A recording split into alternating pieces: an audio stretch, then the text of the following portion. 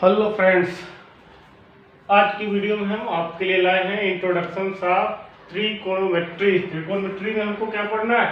Introduction हमको देखना है। इसमें बेसिक क्या होता है ट्रिग्नोमेट्री। ट्रिग्नोमेट्री में हमको first of all trigonometry ratio क्या होता है, उसके बाद सम स्पेसिफिक एंगल्स के लिए इसका रेशियो क्या होगा। तो trigonometry ratio just of all अपने को क्या लगता है, sine theta, cos theta, tan theta and sine का रेसिप्रोकल वैल्यू क्या होगा बच्चों?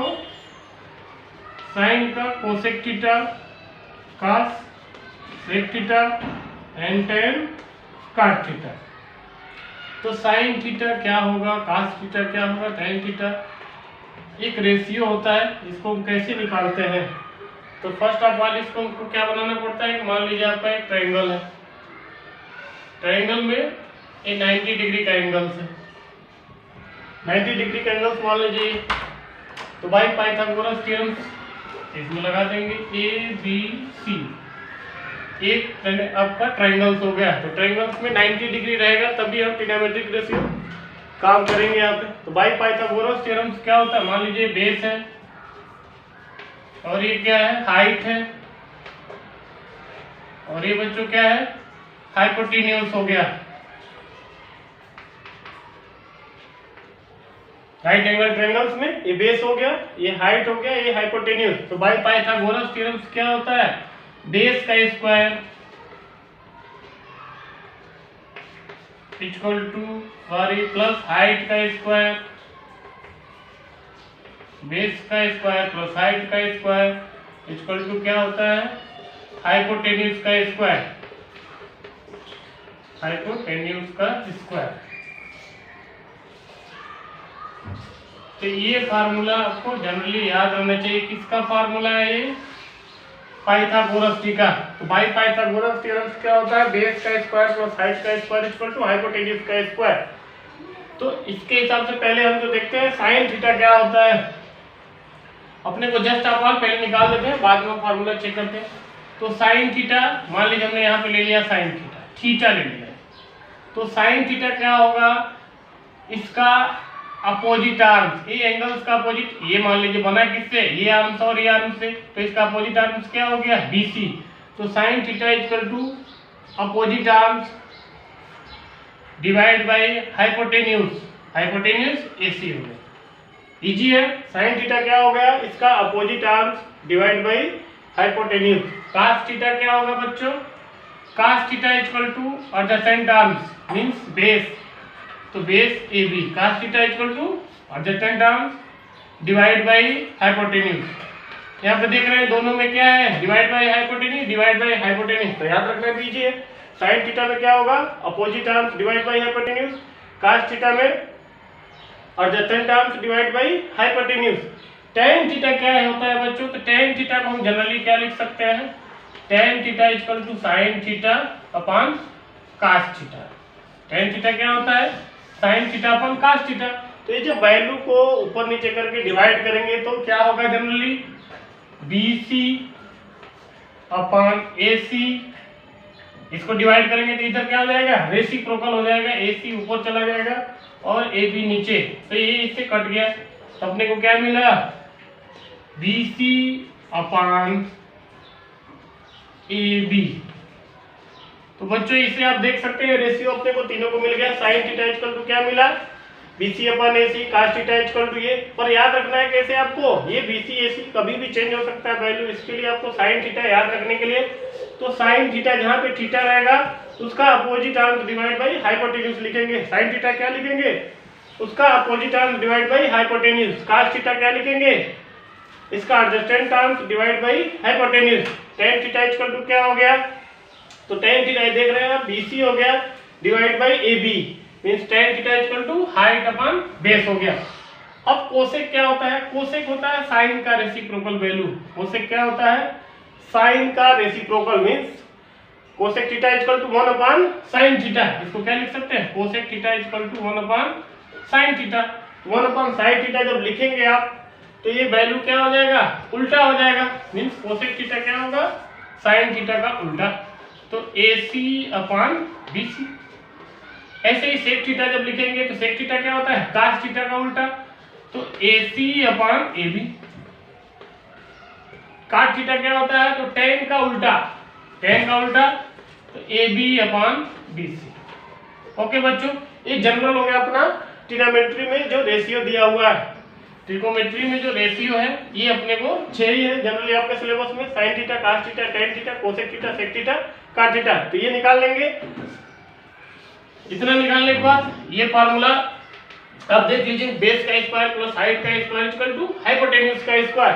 अब इसमें आप वैल्यू रखते जाइए और आपको वैल्यू मिलता जाएगा। यहाँ से देख लीजिए, बेस का स्क्वायर मीन AB का स्क्वायर प्लस हाइट क्या है, BC का स्क्वायर इक्वल टू हाइपोटेन्यूज क्या है बच्चों, AC का स्क्वायर। अब मान लीजिए हमने क्या किया, AC से डिवाइड कर दिया। क्या कर दिया, AC से डिवाइड कर दिया, AC स्क्वायर से डिवाइड कर दीजिए।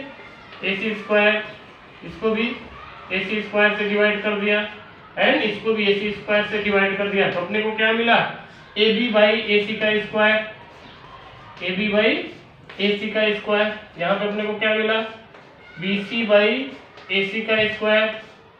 यहाँ पे क्या मिला, कट जाएगा, 1 हो जाएगा।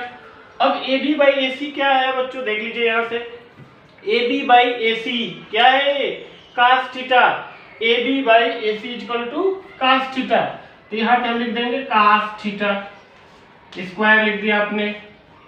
और BC/AC क्या है बच्चों, तो BC/AC equal to sine theta. तो यहाँ पे लिख दिया हमने साइन थीटा का स्क्वायर इक्वल टू 1। अब ये फार्मूला क्या हो गया, देख लीजिए, पहले हमने लिख दिया साइन थीटा का स्क्वायर, ये वैल्यू, तो इसको हम क्या लिख सकते हैं, sine square theta plus cos square theta equal to क्या मिला बच्चों, 1। ओके, तो ये आपका एक फार्मूला जनरेट हो गया, sine square theta plus cos square theta equal to 1। इसी तरीके से हम क्या करेंगे, जैसे आपने AC स्क्वायर से डिवाइड किया है वैसे ही एक बार AB स्क्वायर से डिवाइड कर लेंगे, जो वैल्यू आएगा, फिर एक बार BC स्क्वायर से डिवाइड करेंगे, तो अपने को 2 फार्मूला और मिलेगा। दूसरा फार्मूला इधर ही लिख देते हैं, sec square theta equal to 1 plus tan square theta, याद रहेगा। दूसरा फार्मूला मिल गया आपको, sec square theta equal to 1 plus tan square theta. Another formula क्या मिलेगा, cosec square theta equal to 1 plus cot square theta. इधर भी 3 फार्मूला हो गया। तो आपको इतना एक बार रिवाइज कर लेना है। उसके बाद ये आप देख लेते हैं, इसके कंक्लूजन आप निकाल सकते हैं। जैसे आपने AC स्क्वायर से डिवाइड किया, सेम AB स्क्वायर से डिवाइड करेंगे, अनदर BC स्क्वायर से डिवाइड करेंगे, तो ये तीनों फार्मूला आप खुद निकाल सकते हैं। निकालने के बाद इसको मेमोराइज कर लेंगे थोड़ा, sine square theta plus cos square theta equal to 1, sec square theta equal to 1 plus tan square theta, cosec square theta equal to 1 plus cot square theta. Okay बच्चों, अभी आगे हम इसमें देखते हैं थोड़ा। अगला है सम स्पेसिफिक एंगल के लिए जो हमारा वैल्यू आएगा वो कैसे चार्ट में पुटअप करके आपको याद करना पड़ता है। तो देखते हैं कैसे निकालना है आपको। आप निकाल लेंगे तो हमेशा याद रहेगा। सम स्पेसिफिक एंगल्स के लिए 0, 30, 45 इस तरीके का है। तो पहले हम 30 और 60 का निकालते हैं। तो 30 और 60 निकालने के लिए क्या करेंगे, एक ट्रायंगल ले लीजिए जिसमें क्या हो, तीनों आर्म सेम हो। क्या होना चाहिए बच्चों, तीनों आर्म सेम होना चाहिए। मींस कौन सा ट्रायंगल बच्चा, इक्विलेटरल ट्रायंगल ले लेंगे। इक्विलेटरल ट्रायंगल ले लिया। अब इसमें साइड हम क्या ले लेंगे, 2a एंड 2a, और यहाँ से एक क्या कर देंगे, परपेंडिकुलर ड्रा कर देंगे। अब जैसे परपेंडिकुलर ड्रा करेंगे तो ये बच्चों क्या हो जाएगा, ये लेंथ अपने को a हो जाएगा। कितना हो जाएगा, a, बाकी ये 2a रहेगा ही। अब यहाँ पे जब हम देखेंगे तो ये एंगल्स 90 का है, ये भी 90 का है। अब वैल्यू की बात करते हैं, तब ये 2a हटा के हम यहाँ इसको क्या कर देते हैं, a लिख देते हैं, और यहाँ भी a लिख देते हैं। ठीक है बच्चों।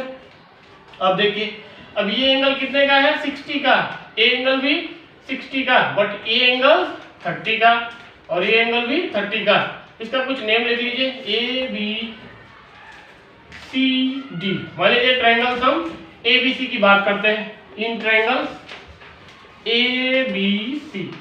ए बी सी में बच्चों क्या है, यहाँ पे देख रहे हैं ये 60 है, तो पहले हमको इसका वैल्यू मालूम, इसका वैल्यू निकाल लेते हैं। तो बी सी का वैल्यू हमको निकालना है। तो अकॉर्डिंग टू पाइथागोरस थ्योरम क्या होता है, बेस का स्क्वायर, तो बेस क्या है बच्चों, ए सी का स्क्वायर प्लस हाइट क्या है बच्चों, बी सी का स्क्वायर इक्वल टू हाइपोटेन्यूज का स्क्वायर। इसमें कोई प्रॉब्लम किसी को, बेस का स्क्वायर प्लस हाइट का स्क्वायर इक्वल टू हाइपोटेन्यूज का स्क्वायर। तो बेस कितना है बच्चों, ए है, तो ए का स्क्वायर हो गया। हाइट हमको फाइंड करना है, तो इसको ऐसे ही रहने देते हैं, BC का स्क्वायर इक्वल टू हाइपोटेन्यूज कितना है, 2a का स्क्वायर मीन्स लिख लीजिए।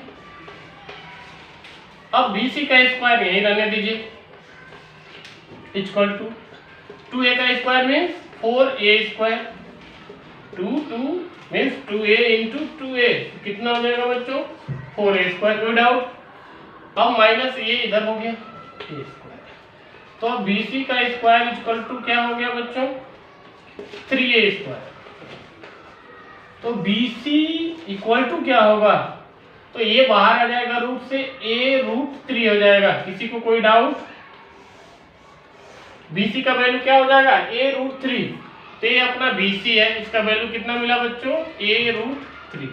अब फटाफट हम ट्रिग्नोमेट्री रेशियो निकाल देते हैं, BC का वैल्यू अपने को फाइंड हो गया। अब आपको जो पहले रेशियो जनरल जो बताया था उस पर हम ध्यान देंगे। यहाँ पे देख रहे हैं sin 60 लिख सकते हैं, थीटा इक्वल टू क्या है, 60 है, तो sin थीटा इक्वल टू क्या होता है, अपोजिट आर्म्स। अपोजिट आर्म्स क्या है, a√3 divide by hypotenuse 2a। कोई दिक्कत किसी को, यहाँ से फिर से देख लीजिए। मान लीजिए हम जब ये पढ़ा रहे थे तो आपको क्या बताए थे, ये थीटा है, तो थीटा इक्वल टू क्या होता है, theta equal to opposite arm. Opposite arm means अगर साइन थीटा आपको लिखना है तो opposite arm divide by hypotenuse, यही लिखेंगे ना बच्चे, sine theta equal to opposite arm divide by hypotenuse. तो सेम चीज यहाँ पे भी आ गई, sine theta equal to opposite arms. तो अपोजिट आर्म्स का वैल्यू कितना है, a√3 है, डिवाइड बाई हाइपोटेन्यूज कितना है, 2a। तो साइन 60 का वैल्यू कितना आ गया बच्चों, ये कट गया, तो √3/2। ओके, अब cos 60 सेम इसी तरीके से इसको याद रखेंगे, cos 60 क्या होता है बच्चों, एडजेसेंट आर्म्स। एडजेसेंट आर्म्स कितना है, a divide by hypotenuse, cut गया, कितना गया बच्चों, cos 60 इक्वल टू 1/2। ये भी याद रखना है। ऐसे ही हमको निकालना है tan 60।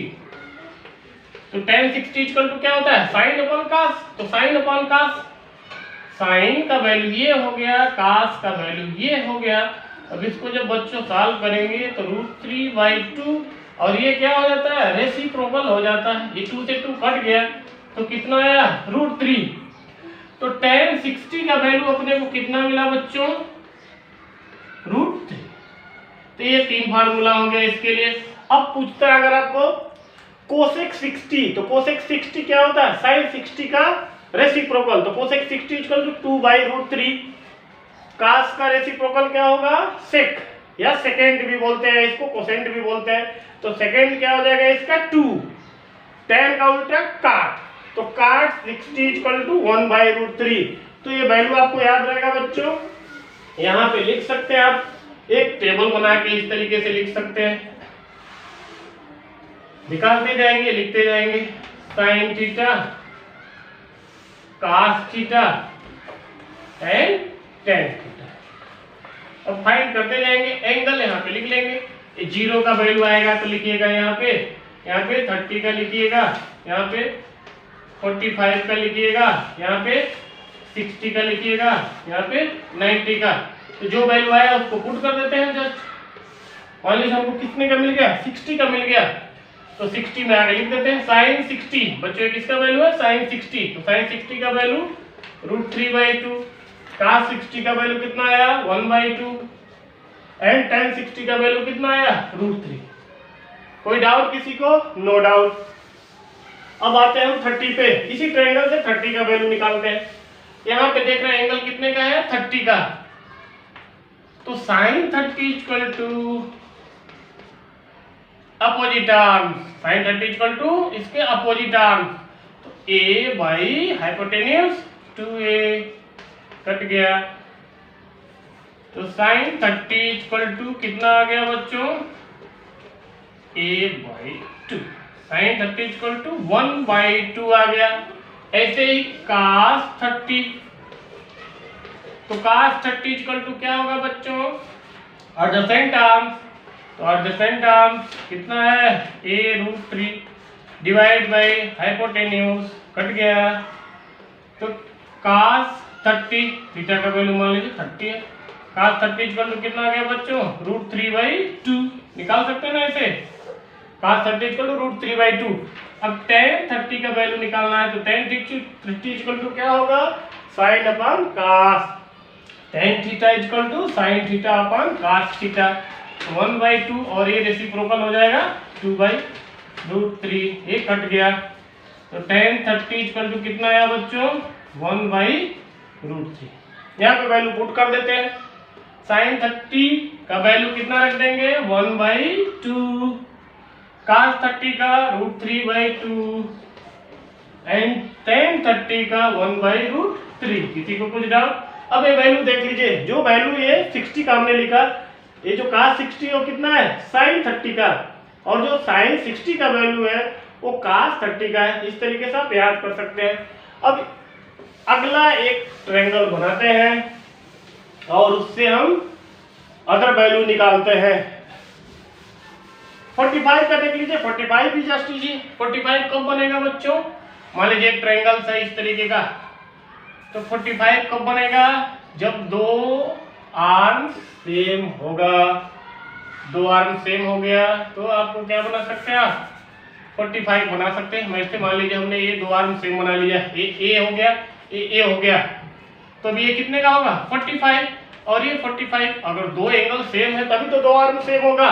और ये 95, एक ट्रायंगल्स में सम ऑफ एंगल कितना होता है बच्चों, 180 का, तो ये 45 45 90 और ये 90 हो गया।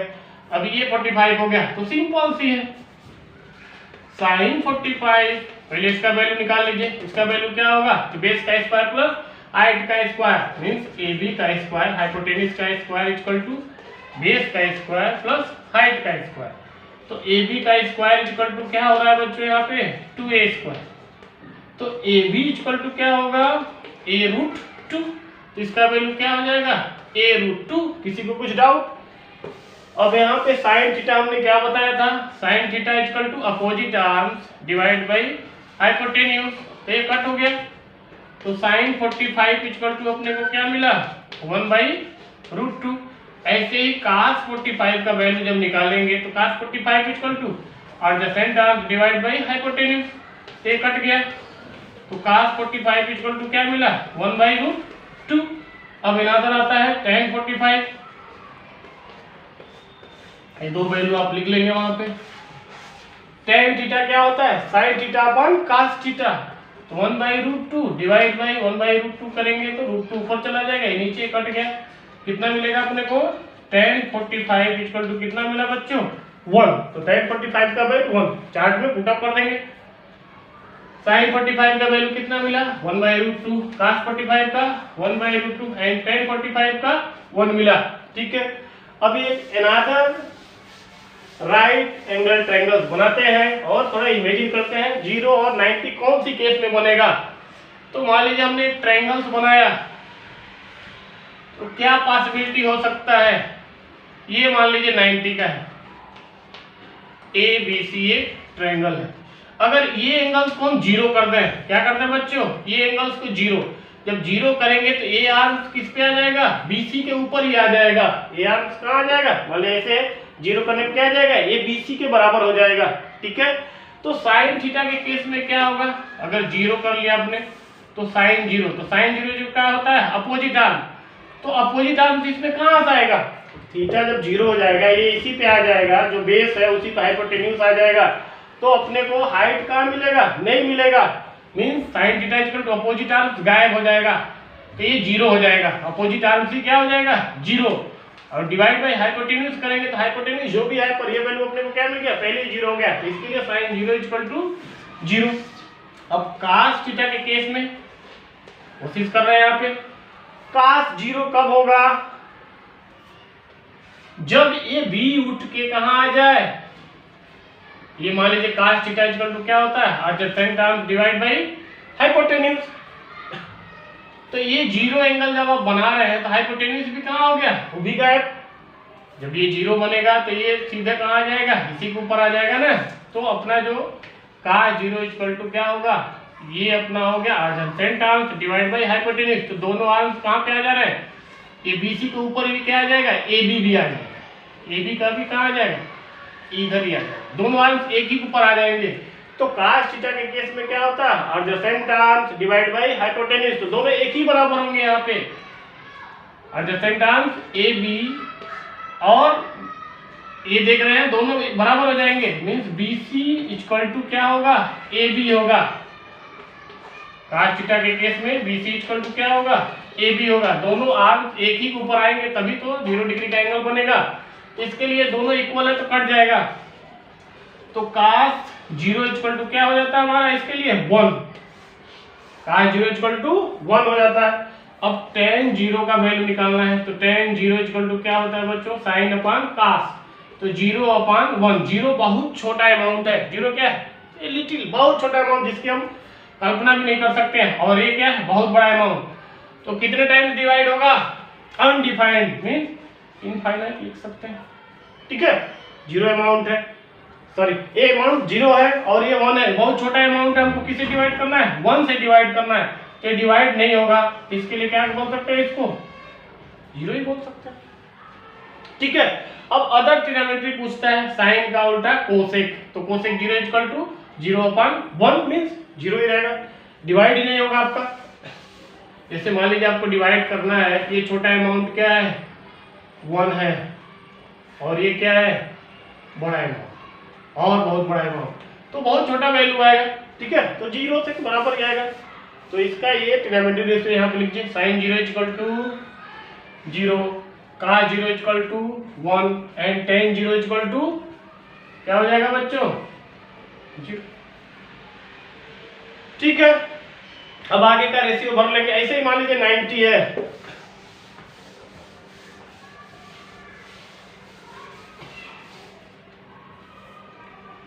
ये 90 कब होगा, जब ये आर्म्स ये बी पॉइंट उठ के कहाँ आ जाए, सी पॉइंट पे, मींस बी पॉइंट उठ के अगर सी पॉइंट पे आ जाएगा तो 90 होगा।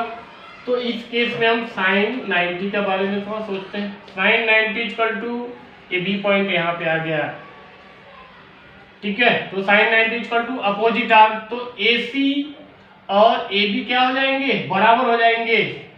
तो अपोजिट आर्म जो आपका है AC रहेगा और ये AB, ये दोनों सेम हो जाएंगे, सेम हो जाएंगे मींस कट जाएंगे, तो साइन 90 का वैल्यू क्या हो जाएगा, 1 हो जाता है।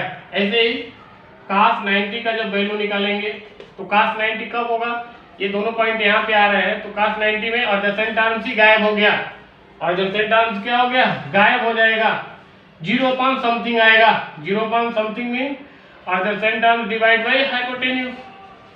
तो सेम केस में एक छोटा सा अमाउंट है, कुछ है ही नहीं, और एक बड़े अमाउंट से आप डिवाइड कर रहे हैं, तो क्या होगा, डिवाइड नहीं होगा, डिवाइड नहीं होगा मीन 0 टाइम्स ही आएगा।